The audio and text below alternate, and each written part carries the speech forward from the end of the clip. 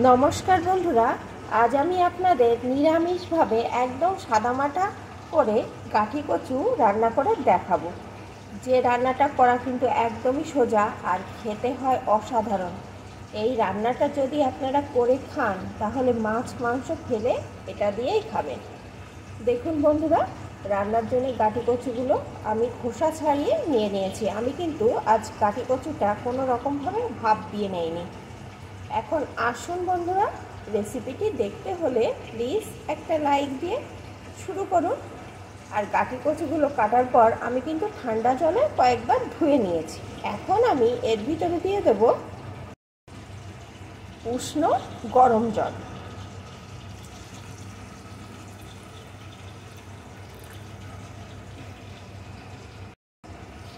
এখন এই জলের ভিতরে কচুগুলোকে 5 মিনিট মতন রেখে দেব। তারপরে আমি জলটা ফেলে গাঠি কচুকে তুলে নেব। উষ্ণ গরম জলে 5 মিনিট রাখার পর আমি জলটা ফেলে দিয়ে কচুগুলোকে তুলে নিয়েছি। এখন এই কচুর ভিতরে দিয়ে দেবো একটু গোলমরিচ গুঁড়ো, একটু লঙ্কা গুঁড়ো, একটু হলুদ গুঁড়ো, একটু লবণ, একটু বেসন। এখানে আমি চা চামচের 1 চামচ পরিমাণ বেসন দিয়ে দিলাম। এখন সমস্ত কিছু ভালো করে মিশিয়ে নেব। এমনভাবে মেশাবো যেন কচুগুলোর গায়ে সব ভালো করে মিশে যায়। সুন্দর করে কচুগুলোর গায়ে আমি মাখিয়ে নিয়েছি। এখন আসুন রান্নাটা শুরু করা যাক। রান্নার জন্যে এখানে আমি একটা কড়াই গরম করে তাতে পরিমাণ মতো সর্ষের তেল দিয়ে দিয়েছি। তেলটাও গরম হয়ে গেছে। এখন আমি ফোড়নে দিয়ে দেবো একটা শুকনো লঙ্কা ছিঁড়ে দিয়ে দিলাম, দিয়ে দেবো কিছুটা গোটা জিরে। এখন ফোড়নগুলো লাল লাল করে ভেজে নেব। ফোড়নগুলো লাল লাল করে ভেজে নিয়েছি। এখন এর ভিতরে গাঠি কচুগুলো দিয়ে দেব।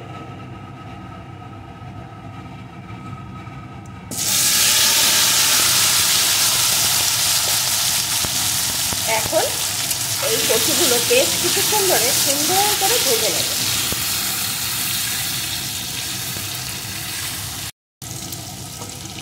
বেশ কিছুক্ষণ ধরে আমি কচুগুলো ভেজে নিয়েছি। এখন এর ভিতরে দিয়ে দেবো পরিমাণ মতো জল। এখানে কিন্তু আমি উষ্ণ গরম জল দিয়ে দিচ্ছি। জলটা একটু বেশি দিতে হবে, কারণ কচুগুলো কিন্তু আগে থাকতে সিদ্ধ করা নেই।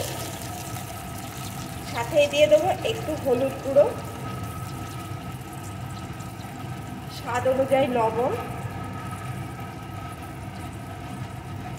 কয়েকটা চেরা কাঁচা লঙ্কা। এখন যতক্ষণ না কচুগুলো সিদ্ধ হয় ততক্ষণ পর্যন্ত ফুটিয়ে নেব। বেশ কিছুক্ষণ ধরে আমি জাল করে নিয়েছি। এখন কিন্তু কচুগুলো আমার সিদ্ধ হয়ে গেছে। এখন এর ভিতরে আমি দিয়ে দেবো 1 টেবিল চামচ জিরে আর শুকনো লঙ্কা বাটা। ঝালটা কিন্তু আপনারা আপনাদের স্বাদ অনুযায়ী দিয়ে নেবেন। একটু মিশিয়ে আরও কিছুক্ষণ ফুটিয়ে নেব।